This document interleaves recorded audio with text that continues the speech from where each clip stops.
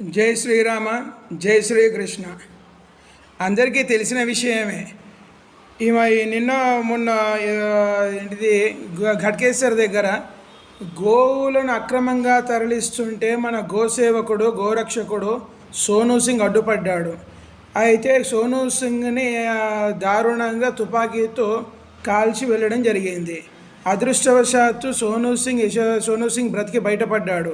కాకపోతే ఇక్కడ మనం అర్థం చేసుకోవాల్సిన విషయం ఏంటంటే, మనము దేవతగా పూజించే గోవు మీద ఎన్ని దాడులు జరుగుతున్నాయి, మరి మన హిందుత్వం సనాతనత్వం మీద ఎన్ని దాడులు జరుగుతున్నాయి, ఈ దిక్కుమాలిన ప్రభుత్వంలో మనకు ఎంత రక్షణ ఉన్నది. మరి హిందుత్వం నిలబడాలి అంటే మనము ప్రతి ఒక్క సనాతనీయులు ఏం చేయాలి? మరి సోనూ సింగ్కి ఇంత జరిగిన తర్వాత ప్రతి ఒక్క హిందువు స్పందించకపోతే, సంఘీభావం తెలపకపోతే మరి హిందువుల ఐక్యత ఎలా తెలియాలి? అందుకోసం నేను ఈ చిత్రాన్ని చేస్తున్నాను, ఈ సందేశాన్ని ఇస్తున్నాను.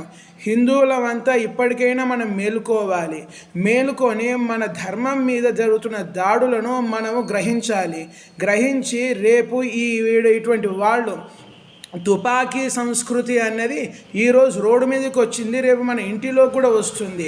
హిందువులకు రక్షణ ఏది? ఇటువంటి దిక్కుమాలిన ప్రభుత్వాన్ని గద్దె దించేంత వరకు మనం అందరం కూడా గద్దె దించాలి, మనం అందరం కంకణం కట్టుకోవాలి.